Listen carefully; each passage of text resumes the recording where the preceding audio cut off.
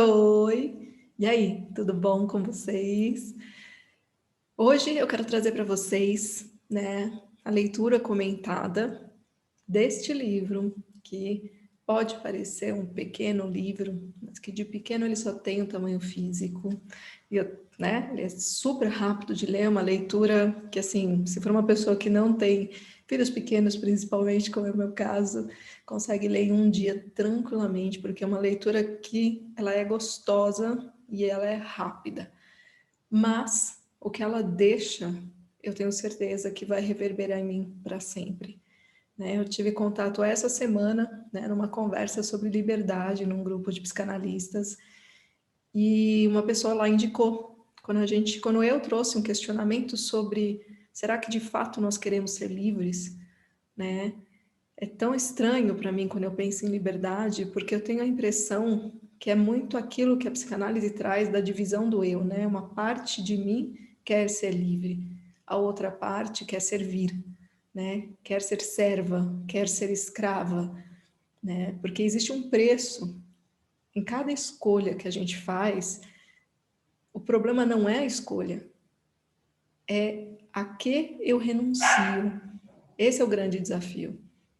E a escolha de ser livre implica em renunciar a um lugar extremamente confortável, de ter a quem responsabilizar, de ter a quem pedir, né? De continuar projetando em alguém aquele pai, né? Aquela figura paterna que está ali para me proteger, para fazer por mim, para me prover, para escolher por mim.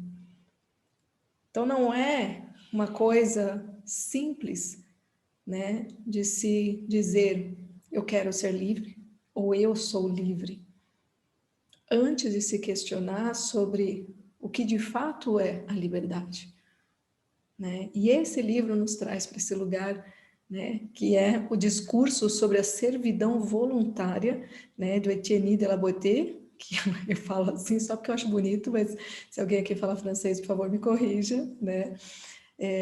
E o mais assustador é o quanto ele traz de posturas, de falas, de história, ele traz muita história aqui, né, de séculos passados, que dá a impressão de que a gente não saiu do lugar politicamente falando. É assustador, é desconfortável, é visceral, né? Foi uma leitura que mexeu tanto aqui em mim, porque eu percebo no que ele narra muito do meu comportamento no ato de servir, de ser escrava de um sistema, por mais que eu acredite muitas vezes que não. Eu me submeto a ele, mais do que eu deveria. Eu tenho a escolha de ser menos serviçal. Eu tenho essa escolha. Mas se eu escolher isso, eu renuncio a outras coisas que eu não sei se eu ainda estou pronta. Mas algumas coisas para mim nunca foram negociáveis. E é por isso que eu nunca escolheria alguém que claramente é um tirano para ser o meu governador. Eu abriria mão de qualquer coisa para não ter que fazer essa escolha. E eu não fiz essa escolha.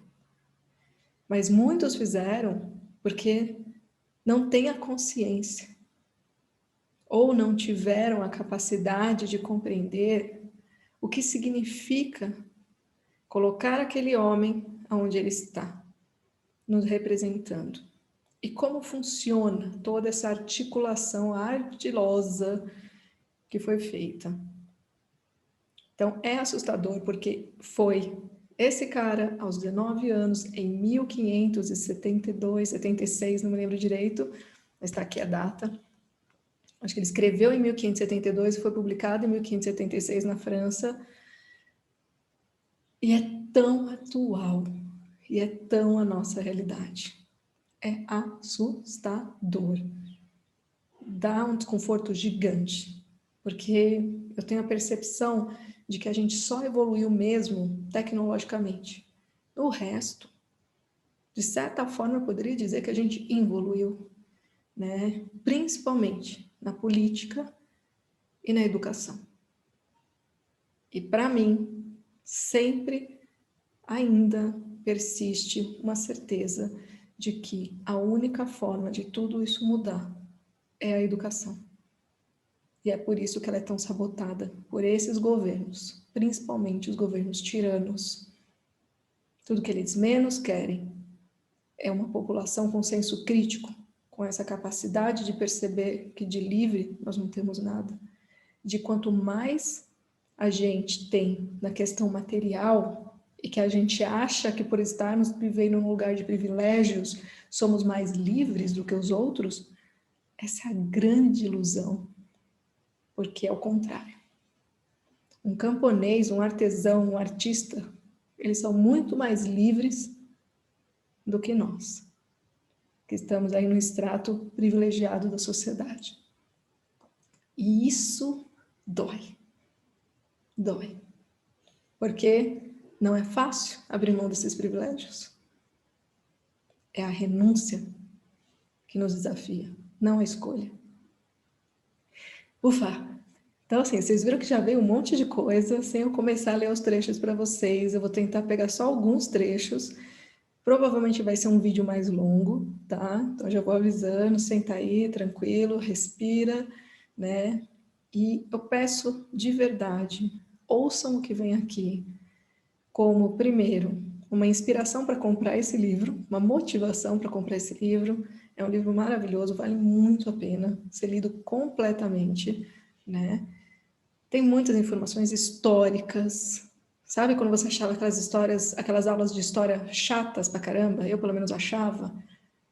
É porque não eram bons professores de história.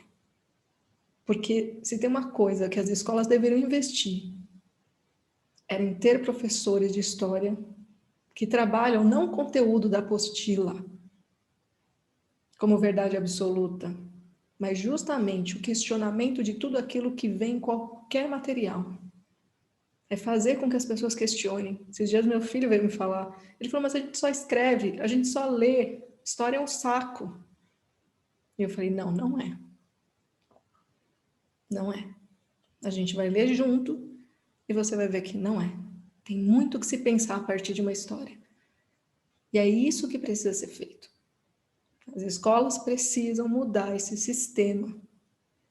Então, se alguém aqui que está me ouvindo é educador, leva esse livro, leva esse pensamento para dentro das escolas, não importa se é pública ou privada.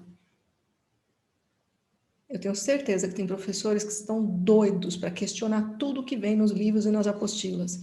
Permita que o façam, para a gente sair desse lugar, desse universo que dá tanta chance para que a tirania volte. Ok? Tô pulsando. Então, vamos lá. Gente, tem um prefácio do Leandro Carnal nesse livro, né? Vamos ver por onde que eu posso começar aqui. Ele começa aqui na página 11. Peraí que eu vou até tomar um golinho aqui. Hoje é domingo, né? Mas eu não podia deixar de fazer esse vídeo hoje, justamente porque é o dia que está pulsando, é um dia após começarem as manifestações contra o nosso atual governo tirano, né? Então, para mim, esse livro, nesse momento, ele é mais do que necessário, né? Ele é uma máscara de oxigênio para a gente tomar fôlego e tomar coragem de lutar contra esse sistema, de lutar contra esse governo, de finalmente derrubar esse governo. Então, por isso que está tão forte aqui para mim hoje, né? Ontem eu optei por não ir na manifestação, mas sou grata a cada um que lá esteve, que com certeza tiveram mais coragem do que eu e que eu compreendo que chegou o momento, né, nessa situação, após tantas mortes, que o medo do governo, do que esse governo está fazendo com a gente, ficou maior do que o medo de morrer por causa de um vírus. Ou seja, a gente está vivendo sim no limite. E quem ainda não percebeu isso está anestesiado. E aí fica mais um convite para ler esse livro, para tentar sair desse lugar de anestesiamento.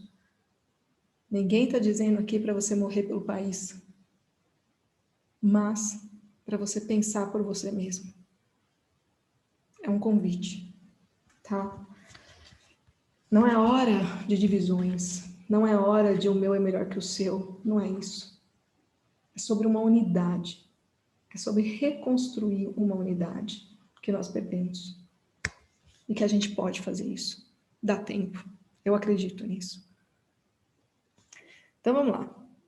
Então aqui ele fala, qual será a razão de uma parte nossa gostar e se deleitar na entrega da liberdade?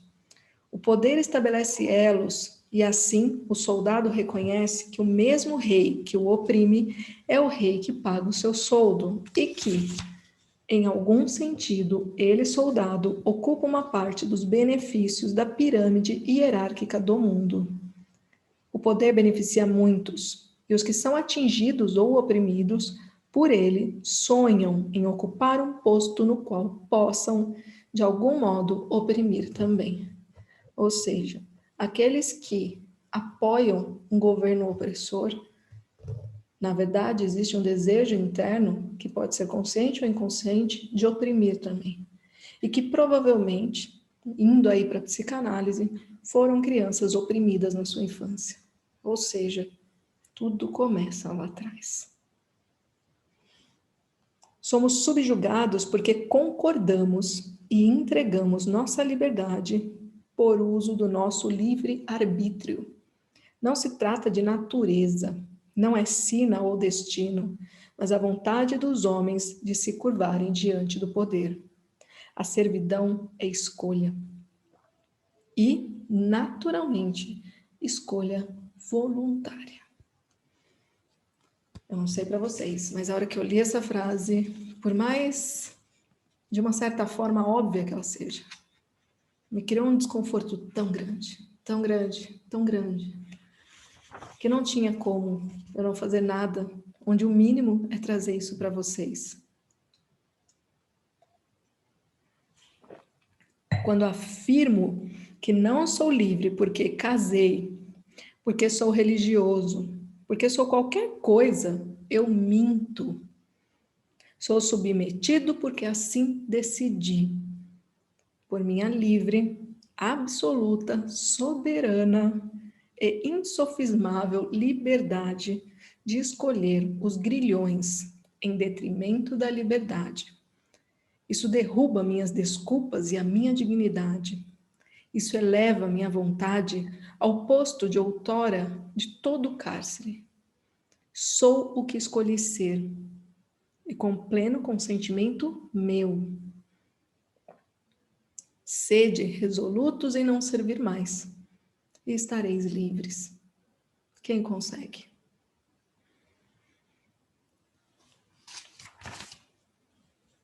Para Etienne, que é o escritor, né, quem produziu essa obra, só existe uma prisão possível, aquela que você mesmo construiu, e cuja porta, por estranho deleite, você fechou. Saiba sempre que toda servidão é voluntária. Sua liberdade é sua, e você pode entregá-la a qualquer um que desejar. Os tiranos agradecem. E é muito interessante quando você expande esse olhar da tirania, saindo da política, indo para a sua vida pessoal, para os seus relacionamentos. É possível. Sempre estender o conceito. Né? Então, quando for refletir sobre isso, vai além do governo. Né? Muitas vezes a gente vive sob uma tirania na própria casa, na própria família. E por que escolhemos assim?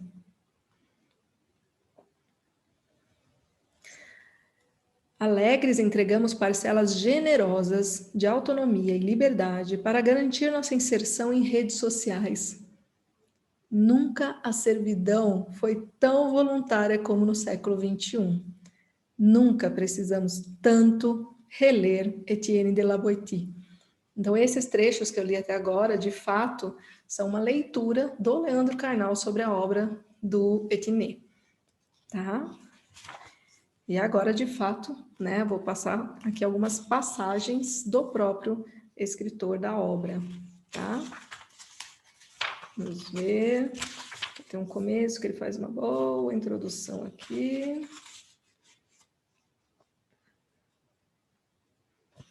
Deixa eu pegar os principais trechos para aqui.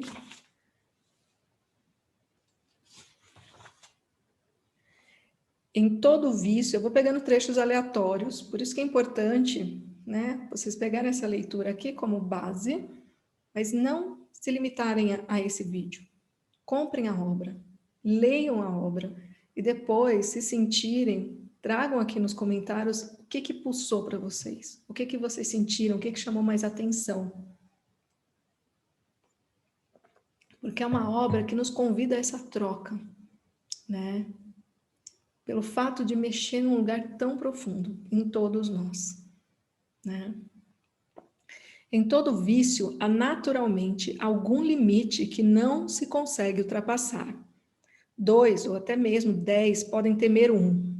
Mas quando 1000, 1 milhão, 1000 cidades não se defendem de 1, não é covardia. Não chega a isso. Assim como a valentia não designa aquele que sozinho invade uma fortaleza, ataca um exército, conquista um reino. Assim, que monstro de vício é esse que não merece o título de covardia, que não encontra nome suficientemente vil, que a natureza nega ter criado e que a língua se recusa a nomear? Dói. Gente, dói. Essa frase também pegou assim de um jeito, tipo, você não é covarde, você é algo pior do que isso. Quando você abre mão da sua liberdade de forma voluntária, né? Sabe-se que o fogo de uma pequena faísca cresce e se intensifica sempre, pois quanto mais lenha encontra, mais lenha se apresta a queimar. Contudo, ao se retirar a lenha, sem jogar água para apagá-lo, ele não tem mais o que consumir e consome a si mesmo, perdendo a força e deixando de ser fogo. Da mesma forma, os tiranos, quanto mais saqueiam, mais exigem, mais arruinam e destroem, e quanto mais se lhes concede, lhes serve, mais se fortalece, prontificando-se com mais vigor a aniquilar e destruir tudo. Se são desafiados, se são desobedecidos, sem qualquer combate ou luta, tornam-se desnudos, derrotados, reduzidos a nada. A exemplo da raiz, que desprovida de humor ou alimento, faz o galho secar e morrer. A liberdade é o único bem pelo qual os homens não anseiam. Por nenhum outro motivo, senão o fato de que, se a desejassem, a teriam. É como se recusassem a lutar por essa bela conquista, simplesmente porque é muito fácil.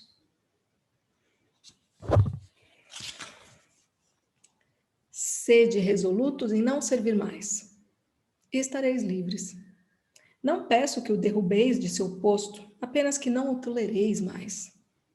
E o vereis, como um grande colosso do qual se retirou a base, ruir sobre o próprio peso.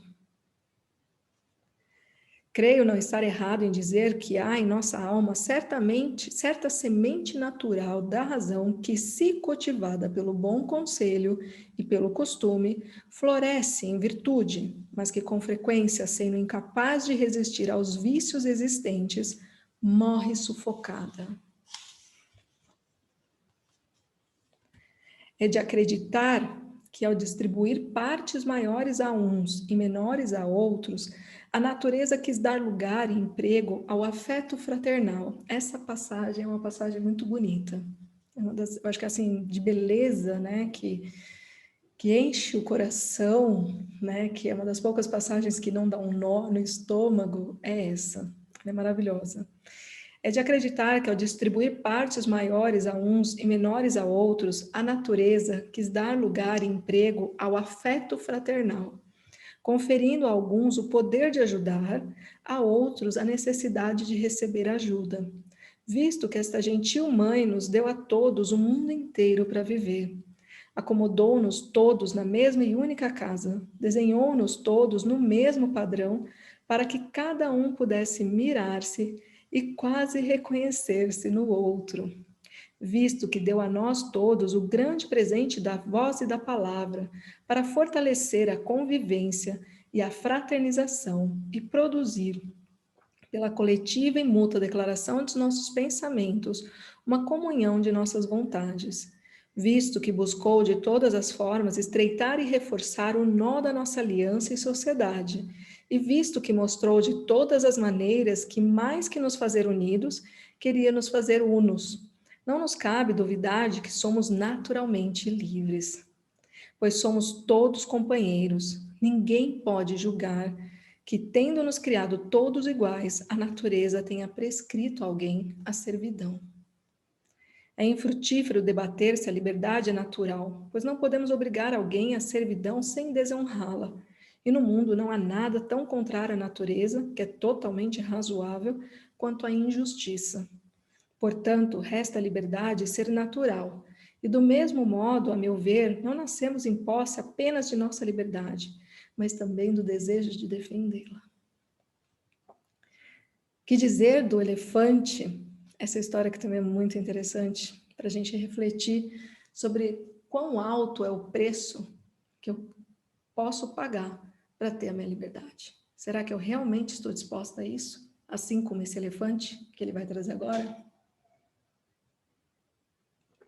Que dizer do elefante que, tendo se defendido com todas as forças e não vendo mais saída, prestes a ser capturado, crava o maxilar e quebra as próprias presas nas árvores, senão que seu grande desejo de permanecer livre, como está, inunda-lhe a mente e incita-o a negociar com os caçadores na esperança de que possa continuar livre em troca de suas presas e de que, ao ceder seu marfim, possa pagar esse resgate por sua liberdade. Será que nós estamos dispostos a nos mutilar para nos libertar? Essa é a pergunta que eu me faço a partir dessa leitura. Se todos os seres sencientes rapidamente constatam o mal da sujeição e a necessidade de liberdade, e se nem as bestas, mesmo sendo criadas a serviço dos homens, conseguem se acostumar a servir sem manifestar o desejo oposto, que terrível desencontro foi esse que tanto desnaturou o homem, o único realmente nascido para viver em liberdade, e o fez perder a lembrança de seu estado original e o desejo de resgatá-lo. Aquele cujo poder foi concedido pelo povo deveria ser, parece-me, mais insuportável. Aqui ele está falando de uma outra coisa. Aqui eu não vou ler, porque senão eu teria que ler o parágrafo inteiro para vocês entenderem, porque ele fala de 3 tipos de tiranos, né? Deixa eu ver os mais impactantes aqui, que eu acabei, faz 2 horas que eu acabei de ler esse livro, tá? Então, eu vim no ímpeto, aproveitando que meus filhos estão ocupados um pouquinho, para poder trazer para vocês. Vamos lá.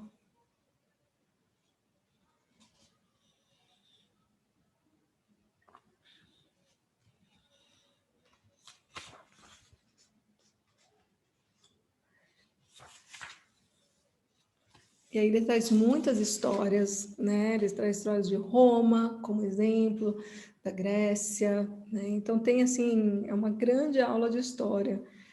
Então ele fala aqui, ó, se houvesse um país como o dos Cimérios, descrito por Homero, onde o sol, diferentemente do nosso, brilha por 6 meses contínuos e depois deixa-os adormecidos na escuridão, sem voltar a vê-los por mais meio ano, será que aqueles que nascessem durante essa longa noite, se não ouvissem falar da claridade, se espantariam ou nunca teriam, tendo presenciado o dia, se acostumariam às trevas em que nasceram sem desejar a luz?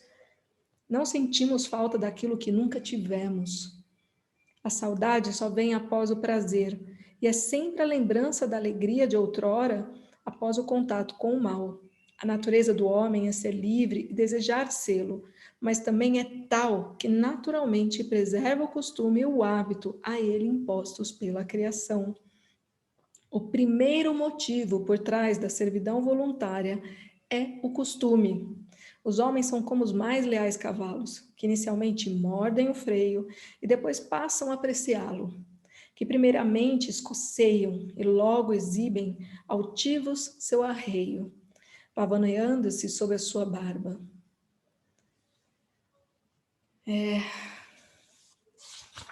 Eu vou lendo e vou suspirando, porque toda vez que eu leio me dá um desconforto. Eu quero muito saber como que está chegando tudo isso para vocês, porque para mim foi vários socos no estômago, vários. E eu acho isso fundamental para que a gente se movimente, para que a gente não desista de lutar por essa liberdade, de buscar essa liberdade, de renunciar sim àquilo que nos faz sermos escravos desses sistemas tiranos, opressores. Que a gente não quer isso, mas que a gente se submete pela dificuldade da renúncia.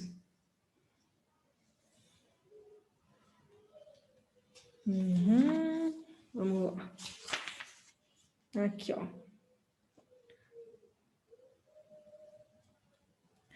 Isso daqui é muito interessante, que ele fala, né, sobre as estratégias do tirano, né, de gerar passatempos, como Júlio César, né, Júlio César que trouxe os bordéis, né, que trouxe aqueles espetáculos no Colosseu, né, tudo para entreter, anestesiar, fazer com que as pessoas, assim como crianças distraídas, não percebessem o quanto elas estavam sendo submetidas, subjugadas, oprimidas. É isso que acontece. E é isso que a gente vê acontecer todos os dias. As pessoas se anestesiando nos prazeres, e enquanto o tirano se deleita na nossa escravidão. Não penseis que a paz... Deixa eu ver. Deixa eu ver se começa aqui. Não, começa aqui em cima. Ciro poderia ter o subjugado com facilidade. É porque ele traz muitos trechos históricos. É bem legal, tá? Ciro poderia ter o subjugado com facilidade, mas não desejava saquear uma cidade tão bela, nem ceder um exército para protegê-la constantemente. Então concebeu um grande expediente para garanti-la: estabelecer bordéis, tavernas e jogos públicos, ordenando a todos os habitantes que fossem conhecê-los. Essa pobre e miserável gente entretinha-se inventando toda sorte de jogos, de tal modo que inspirou até mesmo uma palavra italiana, que chamamos de passatempo.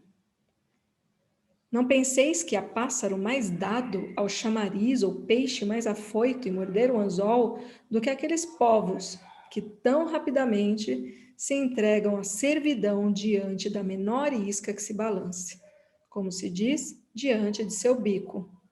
E é extraordinário como se deixam levar com tanta facilidade, contanto que se lhes afague um pouco.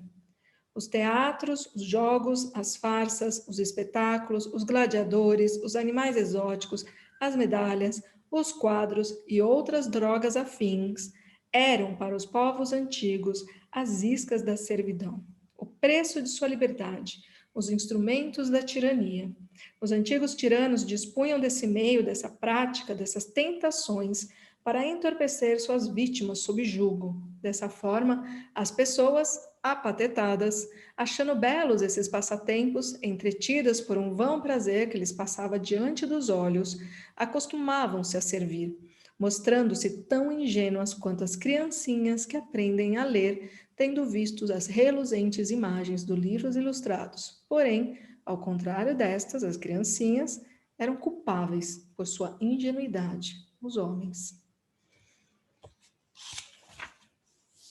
Eu tô assim, eu leio e a coisa vem de novo. Tipo, gente, 1572, isso foi escrito. Os primeiros reis do Egito também só apareciam em público carregando ora um gato, ora um cajado, ora uma chama sobre a cabeça. Quando faziam pela estranheza da coisa, suscitavam em seus súditos reverência e admiração, ao passo que, a meu ver, aqueles que não fossem demasiado parvos ou servis, não se prestariam senão ao entretenimento e à troça. Aham. Os próprios tiranos achavam bastante estranho que os homens conseguissem tolerar alguém que os destratava. Insistiam em utilizar a religião como proteção e, quando possível, emprestar alguns traços de divindade para assegurar a sua vida nefasta. Vamos lá, vamos quase chegando ao fim. Esse trecho aqui eu fiquei na hora assustada com a semelhança do que a gente vê nos nossos governos. É muito assustador, é muito assustador. Não são as tropas de cavaleiros, não são os corpos de infantaria, não são as armas que protegem o tirano. À primeira vista parece difícil crer, mas é a verdade. São sempre 4 ou 5 que mantêm o tirano, 4 ou 5 que mantêm todo o país em servidão. Foram sempre 5 ou 6 os depositários de sua confiança.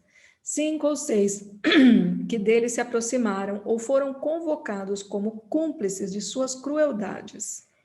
Companheiros em seus prazeres, alcoviteiros de suas volúpias, compartes dos bens de suas pilhagens. Esses 6 têm tanta influência sobre o líder que este parece, à sociedade, mal não apenas por suas maldades, mas também pelas deles. Esses 6 têm 600 outros que deles se beneficiam, e com eles fazem o mesmo que eles fazem com o tirano. Esses 600 têm abaixo de si 6.000 a quem conferiram cargos públicos e deram o governo das províncias ou a administração do dinheiro, a fim de que sirvam a sua avareza e crueldade e cumpram ordens sempre que necessário, causando, aliás, tamanha devastação que só conseguem manter-se sob a sua égide e fugir às leis e às penas graças à proteção de seus superiores. Grande é o que vem depois disso, e aquele que se aventurar a desenrolar o fio verá que há não 6.000, mas 100.000, milhões de indivíduos ligados ao tirano por meio desse cordão, do qual tiram proveito como Júpiter em Homero, que se gaba de poder trazer a si todos os deuses a puxar a corrente. Daí vem a tumescência do Senado sob a administração de Júlio César, o estabelecimento de novos estados e a criação de cargos que surgem, a bem dizer, não como uma reforma da justiça, mas como novos pilares da tirania. Em suma, quando se chega ao ponto de obter, por favores ou subfavores, grandes ou pequenos ganhos com o tirano, se encontrará quase tanta gente para quem a tirania parece vantajosa, quanto pessoas para quem a liberdade seria mais aprazível. Alguém reconhece essa situação? Pensemos. Uau! 1572. Isso foi escrito. Mudou? Melhorou? Evoluiu?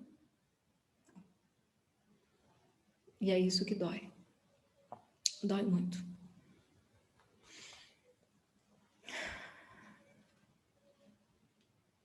O que significa aproximar-se do tirano, se não afastar-se de sua liberdade? E, por assim dizer, agarrar com as 2 mãos e abraçar a escravidão. Que suspendam um pouco sua ambição e abandonem brevemente a sua avareza, que olhem depois para si mesmos e enxerguem-se tais como são. E verão claramente que os aldeões, os camponeses, em quem tanto pisam, que distratam mais do que os galeotes ou escravos, verão, penso eu, que estes, mesmo maltratados, são mais afortunados e, até certo ponto, mais livres que eles. Que condição é mais miserável do que viver assim, sem ter nada que lhe pertença, recebendo de outrem o seu conforto, que vem de fora, através de coisas que o dinheiro pode comprar, que as alianças podem trazer. Sua liberdade, seu corpo e sua vida. Mas eles querem servir a fim de possuir bens, como se pudessem ganhar algo próprio, pois não podem nem dizer que pertencem a si mesmos. E, como se alguém pudesse de fato possuir algo sob o regime de um tirano, querem que as riquezas sejam suas, sem lembrar que eles mesmos dão força ao rei para tirar tudo de todos e não deixar nada que alguém possa chamar de propriedade.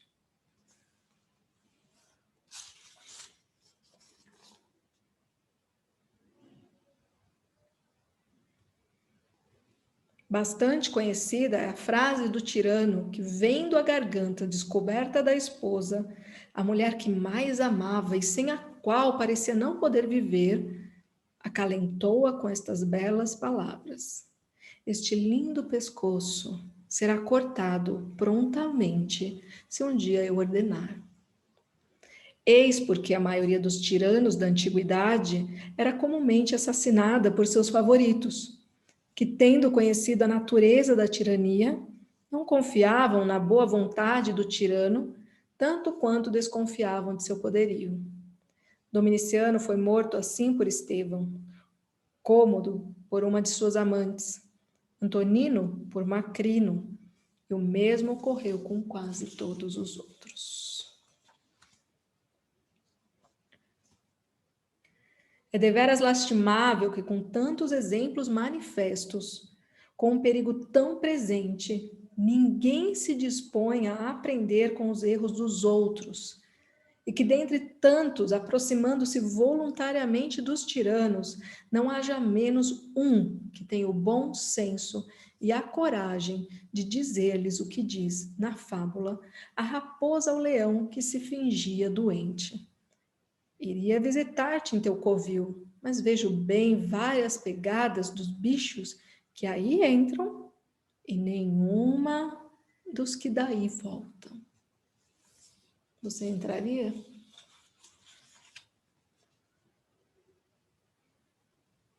Aprendamos, finalizando, aprendamos algum dia, portanto, aprendamos a fazer o bem.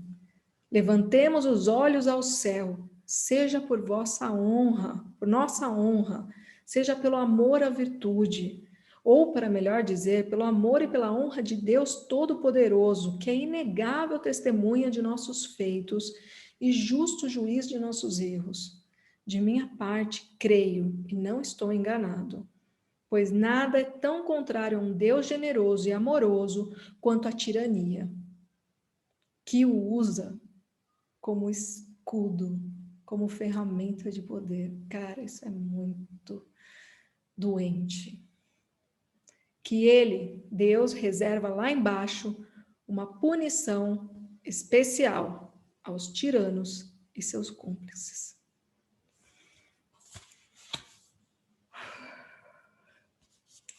É isso.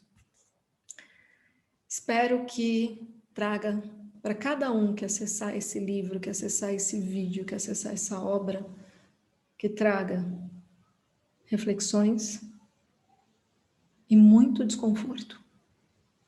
Porque é nesse desconforto que eu sinto nascer o desejo de fazer diferente. Pelo menos em mim é o que bateu assim muito forte. Porque muitas coisas, se a gente para pensar, são óbvias. Mas a gente não quer enxergar. Porque é difícil renunciar